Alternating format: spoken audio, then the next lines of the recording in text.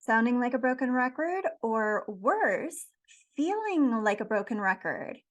Let's talk about why healing and self improvement haven't worked for you.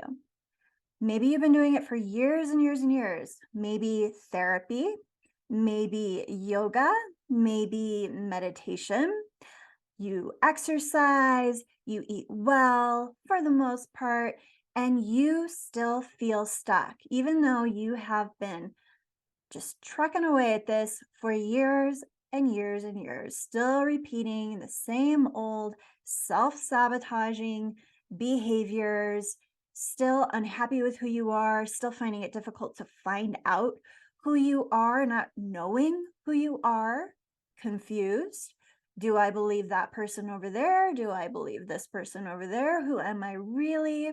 Hmm. So there are three keys that you need to know to help you get unstuck, to start moving forward in your life. Finally, finally, even if it has been years and years and years. So, number one, learn the difference between blame and responsibility.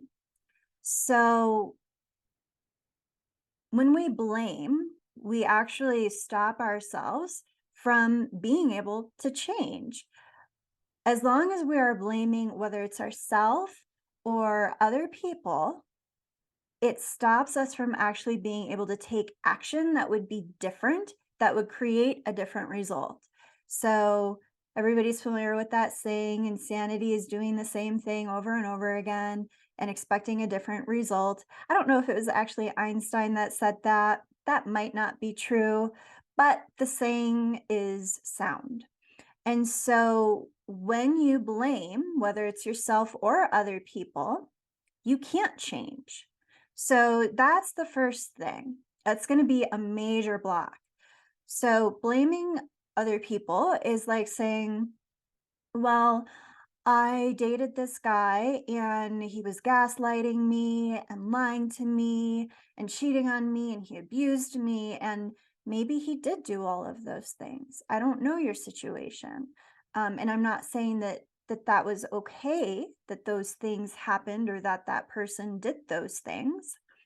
But what I am saying is that as long as you are stuck in that place of putting all of the responsibility, all of the blame onto that other person for your life's experiences, nothing changes. Nothing changes. That's the point.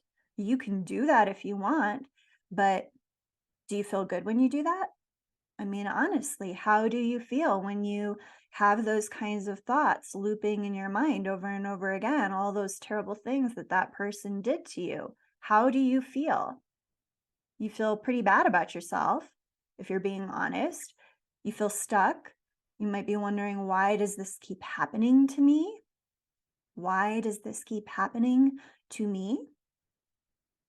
So that's one example of blaming other people.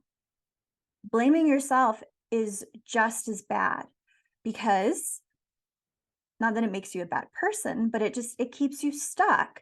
So when you blame yourself, it sounds more like, well, I did fill in the blank, action, said whatever words, and it caused that person over there to do this to me in response.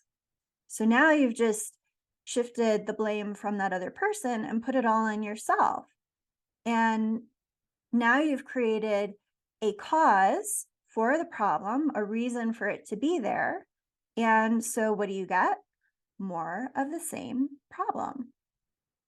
So we want to shift out of blame and into responsibility.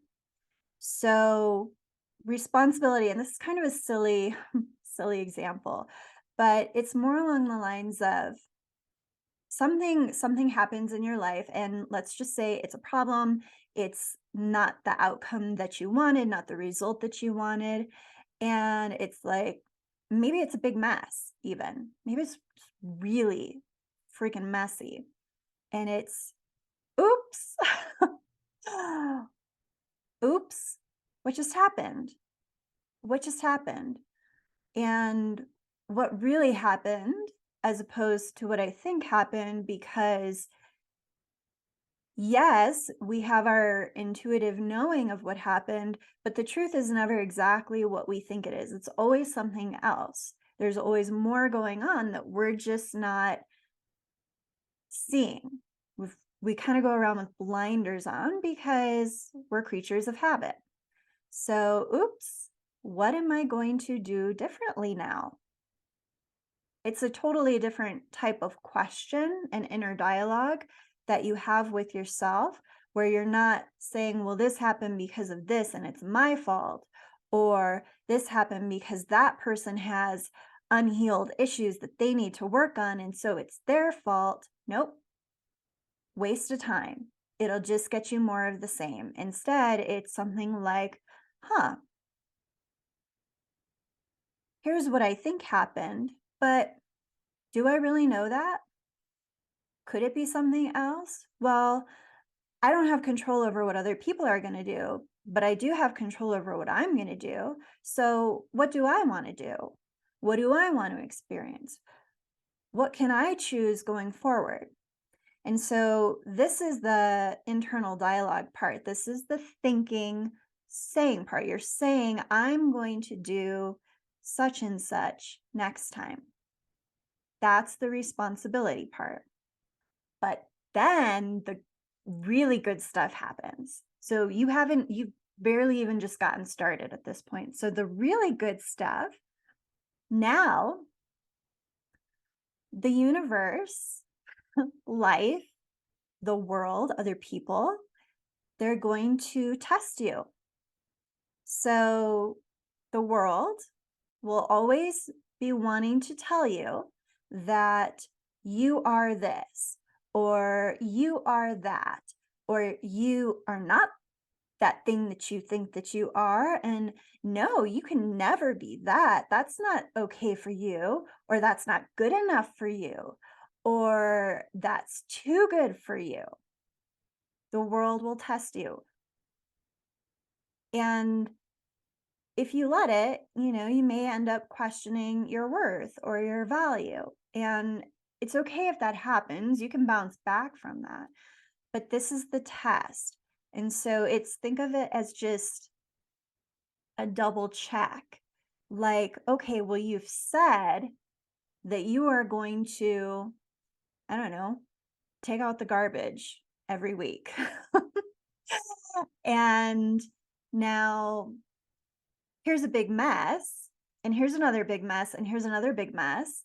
And are you actually going to take out the garbage every week?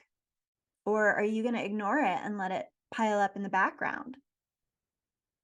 What are you actually going to do as opposed to what you say you're going to do? And if you actually do something different, even if it's not necessarily specifically the thing that you said you were going to do, if you just do something different, you get a different result.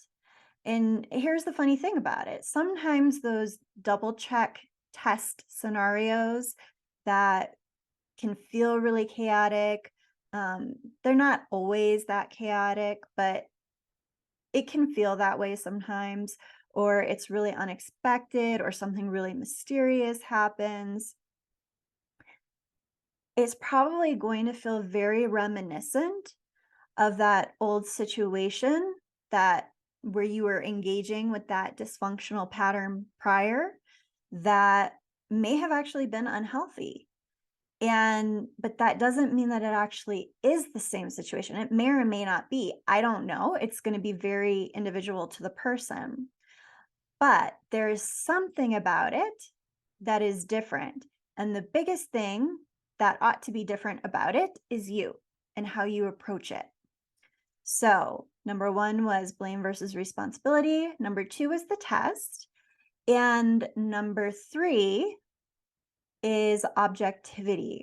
And so it's really hard to be objective about ourselves because we benefit from having our thoughts, our feelings, our habits automated, just automatic, running through the day on autopilot, just like a program running in the background, because it saves a lot of energy. It makes it possible for us to do more without having to expend a lot of energy thinking about what am I going to do? You already know what you're going to do because you've done it so many times, just like tying your shoes.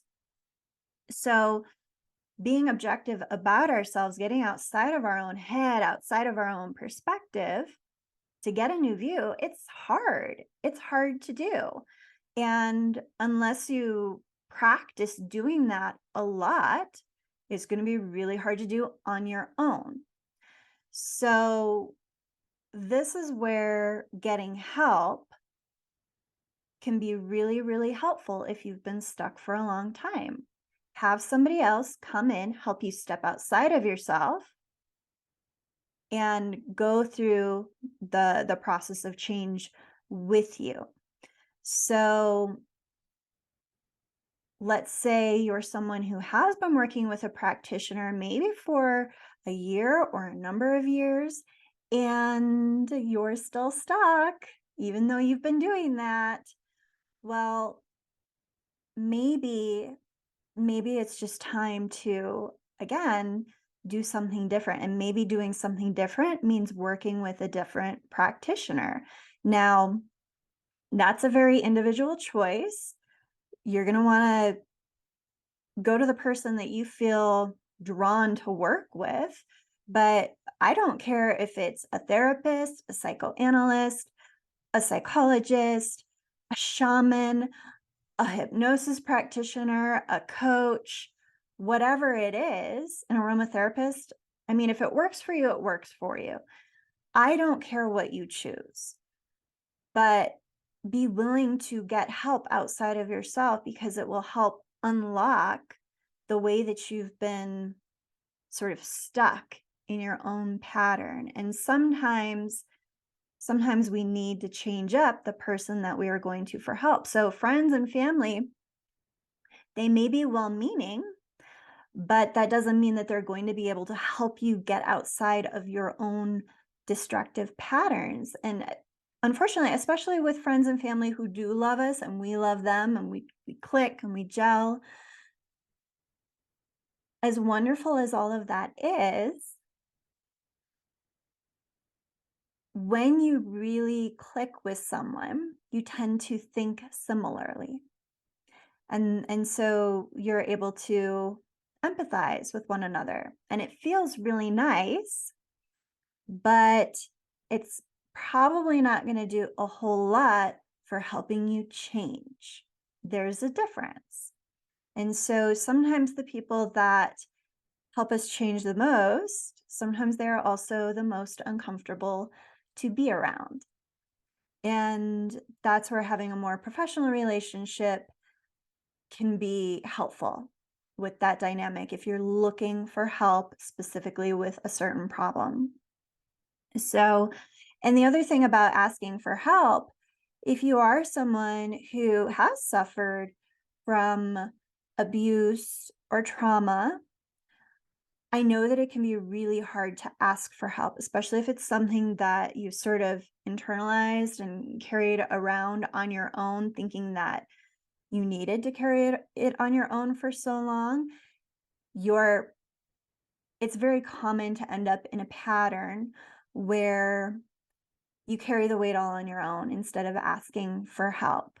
And so, but if you start asking for help, just letting people help in small little ways, uh, it can really help to lighten the load on you and help move you forward that much faster. So, and keep in mind also that there can be multiple layers to a destructive pattern, a self-sabotaging pattern, something that's creating problems and issues in your life that you want to change. So the problem and the self-sabotaging pattern, it won't go away until enough of those layers have been removed, and hopefully you'll be able to get to them all because it will make the whole thing move so much smoother and more easily for you. And just remember, if in doubt, do something new. Stop doing the same things that you've been doing over and over and over again. So I like to say, I don't know what I'm doing, but I'm doing it anyway. And if you don't know what you're doing, you're much more likely to get a different result than you were before. So I don't know what I'm doing, but I'm doing it anyway. 3 keys: blame versus responsibility, be ready for the test and know what you need to do for the test, and finding objectivity about yourself, getting outside of your own head and getting a different perspective so you can do something different.